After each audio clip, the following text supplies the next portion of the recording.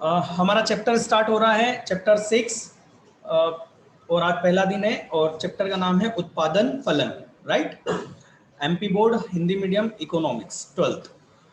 और यदि छत्तीसगढ़ बोर्ड में भी यदि ये है तो उनके लिए भी बेटा ये आप मेरे पीछे देख रहे होंगे QX is equal to F। Right, ये F नहीं है, ये फलन है, फलन और LK। राइट है ना, फंक्शन इंग्लिश में फंक्शन बोलते हैं, फलन को इंग्लिश में फंक्शन बोलते हैं, ये उसका मार्क है। राइट, उत्पादन फलन। ठीक है, तो उत्पादन फलन का मतलब क्या है, उससे पहले हमें समझना होगा उत्पादन का मतलब। राइट, तो स्टार्ट करते हैं। चैप्टर है उत्पादन फलन, एक साधन के प्रतिफल एवं पैमाने के प्रतिफल क्या है देखते हैं। देखिए यहाँ पर ये पूरा फर्स्ट पैराग्राफ थोड़ा इस बार का जो मेरा जो PDF है वो थोड़ा सा ब्लर आ रहा है, तो थोड़ी सी प्रॉब्लम हो सकती है, PDF थोड़ा ढंग से स्कैन नहीं हुआ है। कोशिश करूंगा कल जरूर अच्छा ऐसा स्कैन वाला डाल दूं, पर आज तो यही है।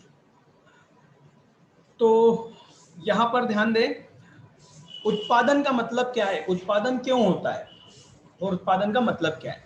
देखो भैया, हमें कोई ना कोई चीज की आवश्यकता है, मतलब हम उस चीज में अपनी संतुष्टि को ढूंढते हैं। हमारी संतुष्टि को पूरा करने के लिए हम उस वस्तु का उपभोग करते हैं। राइट, और उपभोग तभी करेंगे जब उसका क्या हो, उत्पादन हो, निर्माण हो। राइट, जैसे आपको मोबाइल की आवश्यकता है तो आप मार्केट में क्या करते हो, मोबाइल की डिमांड करते हो, क्या करते हो, मांग करते हो। तो जो उत्पादक होते हैं उनको मैसेज मिलता है कि हाँ मोबाइल की डिमांड मार्केट में है, तो वो क्या करते हैं, फिर मोबाइल का उत्पादन करते हैं। राइट, तो इकोनॉमी में जो फ्लो आता है, देखिए यहाँ पर मैं जो बताने जा रहा हूँ, यहाँ पर बड़े बड़े अर्थशास्त्रियों के बीच में ये दो मतें हैं, दो अलग अलग मत है। कुछ अर्थशास्त्री बोलते हैं कि जो अर्थव्यवस्था में जो भी फ्लो आएगा वो डिमांड के कारण आएगा, मतलब डिमांड होगी तो ऑटोमेटिकली क्या होगा, उसका उत्पादन होगा और उसकी पूर्ति होगी, सप्लाई होगी। जबकि कुछ मानते हैं कि नहीं नहीं नहीं नहीं, मांग कुछ भी नहीं है, सप्लाई महत्वपूर्ण है, आप बना के मार्केट में लाओ, लोग खरीद लेंगे। राइट, तो दो अलग अलग विचारधाराएं, आप जिसको भी मानते हो। ठीक है, मैं मानता हूं कि मांग होगी तो ऑटोमेटिक सप्लाई होगी, सप्लाई के लिए क्या करना पड़ेगा, उत्पादन। हाँ या ना। जैसे कि आप देखोगे कि आज से 20 साल पहले अपने पेरेंट्स के टाइम पर देखना, कोचिंग क्लासेस नहीं होती थी, सब स्कूल में ही पढ़ा जाता था, सब वो भी सरकारी स्कूलों में पढ़ाया जाता था। राइट, पर क्या हुआ, सरकारी स्कूलों में पढ़ाई कमजोर हो गई, इस वजह से डिमांड उठने लगी कि भैया हमें पढ़ाया जाए, ये सरकारी अफसरों के भरोसे तो हम नहीं रह पाएंगे, है ना, इनका तो हो गया, हमारा क्या होगा। तो डिमांड उठी कि हमें पढ़ाए, कोई अच्छा व्यक्ति पढ़ाए, तो धीरे धीरे किसका चलन चालू हो गया, कोचिंग क्लासेस का। तो डिमांड हुई मार्केट में, तो कोचिंग क्लास वाले कौन हो गए, उत्पादक, सर्विस दे रहे हैं ना, तो हम कौन हो गए, उत्पादक। और हम क्या दे रहे हैं, एक सर्विस का उत्पादन कर रहे हैं, हम जो पढ़ा रहे हैं ये क्या है, उत्पादन है। राइट, तो ये पैराग्राफ पढ़ के देख लेना, पर यहां पर चालू हो रहा है उत्पादन वाली लाइन से, 1 2 3 4, चौथी लाइन में आखिरी में देखो, उत्पादन प्रत्येक अर्थव्यवस्था की महत्वपूर्ण मूलभूत क्रिया है। उत्पाद से आशय, उत्पाद मतलब उत्पाद वस्तु है ना, उत्पाद से आशय एक फर्म द्वारा एक निश्चित समय में वस्तुओं की एक निश्चित मात्रा उत्पादित करने से है। भाई उत्पाद का मतलब हुआ कोई प्रोडक्शन, कोई प्रोडक्ट है ना, कोई वस्तु या सर्विस, और उत्पादन का मतलब होगा कि उस वस्तु का या उस सर्विस का निश्चित समय में जितनी मात्रा बनाई जा रही है, ठीक, उत्पादित की जा रही है।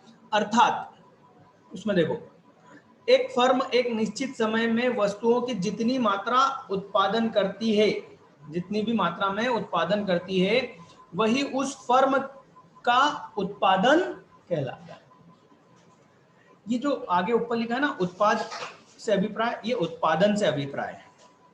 ये क्या लिखा है, ये उत्पादन होना चाहिए, उत्पादन से अभिप्राय क्या है, तो उत्पादन से अभिप्राय एक फर्म द्वारा निश्चित समय में वस्तुओं की एक निश्चित मात्रा को जो उत्पादित की गई है उसको क्या बोलेंगे? उत्पादन। ठीक, समझ में आया? अब उत्पादन की अवधारणाएं, उत्पादन में हमको 3 चीजें पढ़नी पड़ेगी, कुल उत्पादन, औसत उत्पादन और सीमांत उत्पादन। ठीक, इससे पहले हमें समझना होगा उत्पादन फलन, जो कि आपको मेरे पीछे बोर्ड पर दिख रहा है।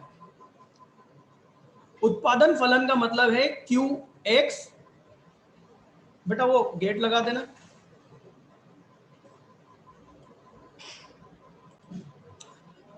QX इज इक्वल टू फलन, फलन मतलब फंक्शन, फंक्शन LK। QX का मतलब होगा, Q का मतलब यहां पर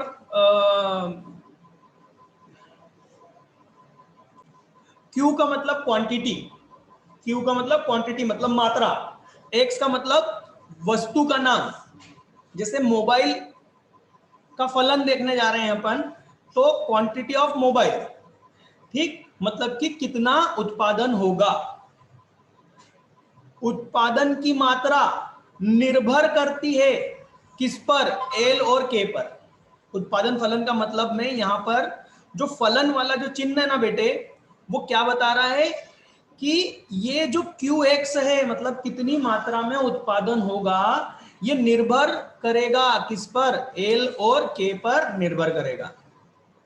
अब L और K का मतलब साहब, L का मतलब यहां पर है लेबर, मतलब मजदूर, ठीक, और K का मतलब यहां पर capital. Oh sir, C for capital होता है, ये K फॉर कैपिटल कहां से लिया है? बेटा मैंने नहीं दिया है मैंने नहीं बनाया है ये, है ना। यहां पर K फॉर कैपिटल है, राइट। तो दो चीजें हैं यहां पर, यदि किसी वस्तु का कितना उत्पादन होगा, ये दो चीजों पर निर्भर कर रहा है। किस पर? कि वहां पर लेबर कितना है, राइट। जैसे मान लो आपको अगरबत्ती बनाना है, ठीक, तो आजकल अगरबत्ती बनाने की मशीन भी आ गई है ना, आई कि नहीं आई? नहीं देखी कभी? यूट्यूब पे डाल के देखना, मिल जाएगी अगरबत्ती बनाने की मशीन, राइट। तो उस मशीन को चलाने के लिए लेबर की भी तो जरूरत है, ऐसा तो नहीं कि मशीन खुद ब खुद चल जाएगी, है ना। तो लेबर, एक मशीन पे मान लो 4 लोग काम कर सकते हैं, तो हम क्या बोलेंगे? लेबर, राइट, और एक मशीन, ठीक। ये ध्यान रखना है ना, ये एग्जांपल आगे पूरे आगे जब तक हम ये यूनिट 3 में आ चुके हैं, और यूनिट 3 जब तक पढ़ेंगे ये एग्जांपल काम आएगा हमारे। तो एक मशीन पर 4 लोग काम कर सकते हैं, राइट। तो लेबर हो गया। दूसरा जो मशीन है, मशीन को हम क्या बोल रहे हैं? कैपिटल। जो भी आपकी बिजनेस में असेट है, वो आप आगे पढ़ोगे व्यवसायिक अध्ययन में और अकाउंट में भी बेटा, कि आपकी जो कैपिटल है ना, आपके बिजनेस में जितनी भी असेट है उसको रिप्रेजेंट करती है, मतलब प्रदर्शित करती है, स्थायी। एक वर्किंग कैपिटल होती है, एक फिक्स कैपिटल होती है। फिक्स कैपिटल का मतलब होता है फिक्स असेट। तो के मतलब कैपिटल, और कैपिटल मतलब फिक्स्ड, और एल मतलब लेबर, लेबर मतलब परिवर्तनशील। मतलब आप लेबर को बदल सकते हो ना भाई। आज उत्पादन, जैसे मान लो मार्केट में आपकी डिमांड है कि 1000 पैकेट बनाने हैं अगरबत्ती के। तो आपको मालूम है कि यदि आपकी मशीन पर 4 लोग काम करते हैं एक दिन में, तो 4000 पैकेट उत्पादन होगा। समझ में आ रही बात? जबकि अभी आज आपको कितनी चाहिए? 1000। तो आप अपने 3 लेबर को घर भेज सकते हो, बोले आज जरूरत नहीं भैया, हाँ या ना। मशीन बदलेगी क्या? मशीन की जगह बदलेगी क्या? नहीं। फिर कल मालूम पड़ा कि 2000 अगरबत्ती की मांग है, तो आप क्या करोगे? 2 लेबर लगा लोगे, एक मशीन 2 लेबर, 2000 का उत्पादन, ठीक है। 3000 की मांगे तो एक मशीन 3 लेबर, 3000 का उत्पादन। 4000 की मांगे, एक मशीन 4 लेबर, 4000 का उत्पादन। क्या बदल रहा है? लेबर। लेबर बदलने से आपका उत्पादन भी बढ़ रहा है, हाँ या ना। पर आप यहां किसको नहीं बदल रहे हो? मशीन को। मशीन को मतलब कि कैपिटल को आप नहीं बदल रहे हो। अब यहां पर दो चीजें हैं, ये जो हम बात कर रहे हैं ये हम अल्पकाल की बात कर रहे हैं। अल्पकाल का मतलब होता है कम समय, इतना समय कि देखिए मान लो डिमांड कैसे हो रही है, मैंने क्या बोला, आज की, आज डिमांड है, आज डिमांड है, जितना भी अभी मैंने बोला है पीछे रिवाइज करके देख लेना, आज ही बोला मैंने, आज 1000 डिमांड है, आज 2000 डिमांड है, आज 3000 है। पर आपको किसी ने बोल दिया 50,000 पैकेट देना है एक महीने में, और रोज की आपकी डिमांड काय की है, 4000 की रोज की डिमांड है, मतलब रोज डिमांड 4000 की है, एक मशीन है आपके पास, 4 लेबर काम कर रहे हैं, तो आप सिर्फ रोज की डिमांड पूरी कर पा रहे हो, पर जो एक महीने बाद आपको 50,000 पैकेट देना है, उसकी डिमांड कैसे पूरी करोगे, जबकि रोज की काम आपका उतना हो रहा है मैक्सिमम पर। क्या करना पड़ेगा आपको, एक नई मशीन लेनी पड़ेगी, यदि उसका उत्पादन करना है, उस ऑर्डर को पूरा करना है, एक नई मशीन लेना पड़ेगी। नई मशीन लेने के साथ साथ आपको उस पर 4 लेबर भी रखने पड़ सकते हैं, हाँ रखने ही पड़ेंगे ना। अब आप देखो, ये जो मैं बात कर रहा हूं ये दीर्घकाल की बात कर रहा हूं, अल्पकाल की बात नहीं कर रहा हूं, कि लंबे समय में हम किसको बदल पा रहे हैं, मशीन को यदि बदल पा रहे हैं, मतलब ये जो कैपिटल है, कैपिटल को बदलकर हम इसको बढ़ा रहे हैं, तो हम उत्पादन भी बढ़ा सकते हैं। तो दो समय आधार होंगे, अल्पकाल और दीर्घकाल, जिसको लॉन्ग टर्म या शॉर्ट टर्म बोला जाएगा। बेटे ध्यान से सुनना, किसी वस्तु के उत्पादन का अल्पकाल या दीर्घकाल अलग अलग है। हम ये नहीं कह सकते कि एक ही दिन अल्पकाल है, हम ये नहीं कह सकते कि एक महीना दीर्घकाल है, किसी वस्तु के लिए एक साल भी अल्पकाल है, ठीक, और किसी वस्तु के लिए एक घंटा भी अल्पकाल है। जैसे कि मान लो आप दुकान पे गए, आपने बोला भैया 5 रुपए वाला मैगी का पाउच पैकेट देना, आपने बोला, अब उसके पास यदि नहीं है तो वो आपको क्या बोलेगा, नहीं है, और आपको उस दुकान से वापस जाना पड़ेगा। मतलब सप्लायर, बेचने वाला, क्या आपके लिए कोई नया उत्पादन करके देगा या पड़ोस की दुकान से लाके देगा क्या, नहीं, वो बोलेगा नहीं, ये क्या होगा, बहुत ही ज्यादा शॉर्ट टाइम जिसमें कुछ किया ही नहीं जा सकता, यदि अवेलेबल होगा तो दे देगा, नहीं तो नहीं, ठीक। फिर थोड़ा सा अल्पकाल क्या होगा कि मान लो आपने 10 पैकेट मांगे, तो उसने सोचा यार 10 पैकेट का ग्राहक है, छोटा मोटा नहीं है, तो बोलेगा 2 मिनट रुको, 2 मिनट मैं अंदर गोडाउन से लेके आ रहा हूं, पड़ोस की दुकान से लाके पीछे से आपको दे देगा। राइट, मतलब ये अल्पकाल है। इसके पहले वाला क्या था, अति अल्पकाल, ये अल्पकाल है। उसने आपसे मान लो पूरे का पूरा 1000 पैकेट मांगे, आपने बोला भैया सॉरी, ये इतना तो स्टॉकेज जो गोडाउन पे घर, वो मतलब हमारे डिस्ट्रिक्ट का गोडाउन है उस पर ही नहीं है, मंगवाने में कम से कम 10 दिन लग जाएंगे। तो ग्राहक ने बोला 10 दिन का टाइम नहीं है, मैं तो इंदौर से ले आऊंगा। ये क्या हो गया, दीर्घकाल हो गया। बात समझ में आ रही।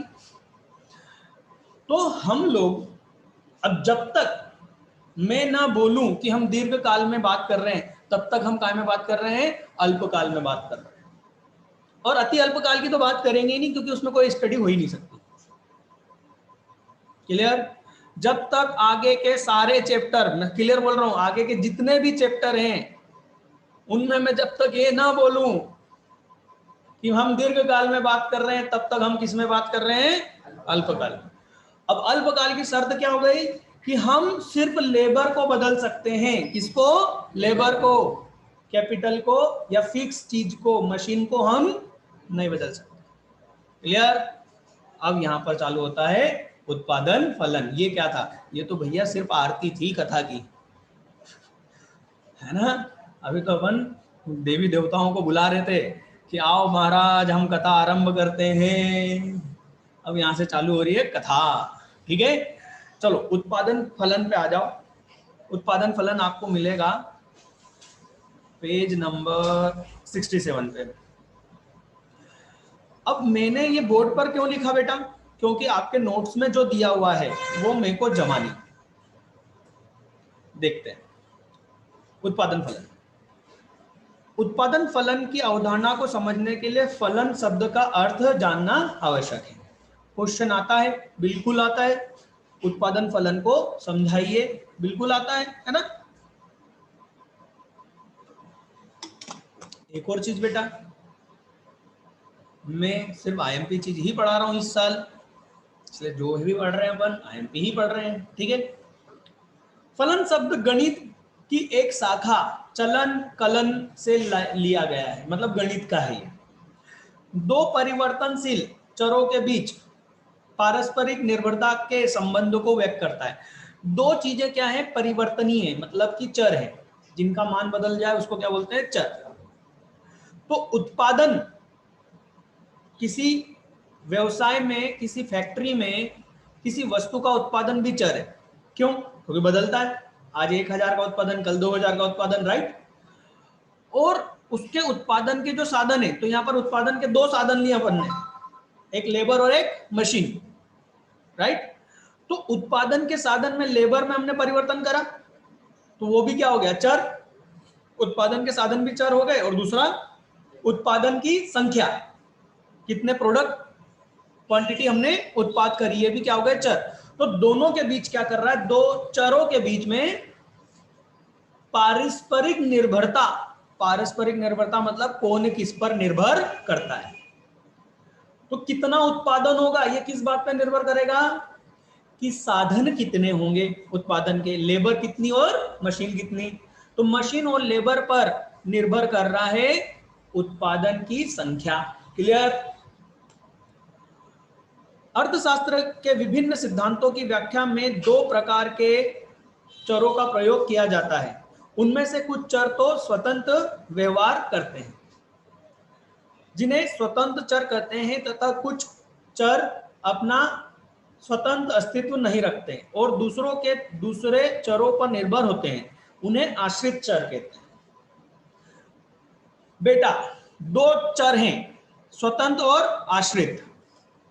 हमारे इस उत्पादन फलन में बताओ, स्वतंत्र कौन सा है और आश्रित कौन सा है?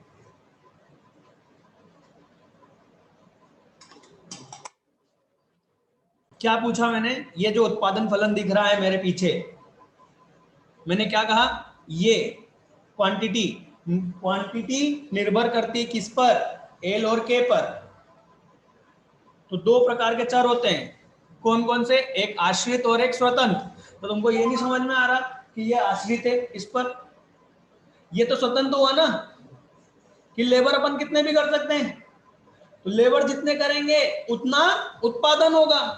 तो उत्पादन कितना होगा, जितने की लेबर होंगे। तो ये स्वतंत्र है, और इस पर कौन निर्भर कर रहा है, ये, तो ये आश्रित चर हो गया, ठीक है। चलिए आगे देखते हैं। फलन के द्वारा हम आश्रित चर स्वतंत्र चर पर निर्भरता का पता लगाते हैं। उदाहरण के लिए हम जानते हैं कि किसी वस्तु की मांग डी, तो मांग डी की जगह आप इसको क्या कर लेना, एक्स। अभी मत करना नोट्स में, वीडियो को फिर से देख लेना और कर।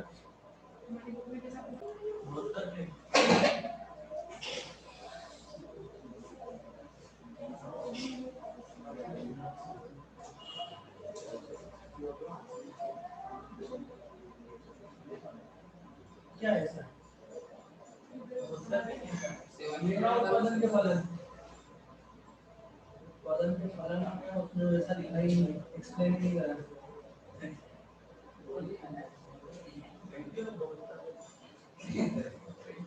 एक पे जा रही है, पांच पे जा रही है।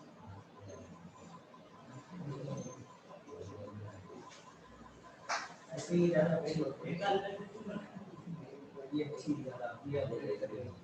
अब हमारा पास कोई चल रही है,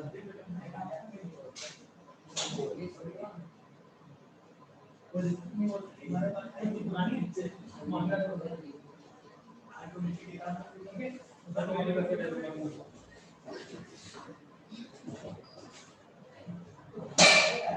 ठीक है।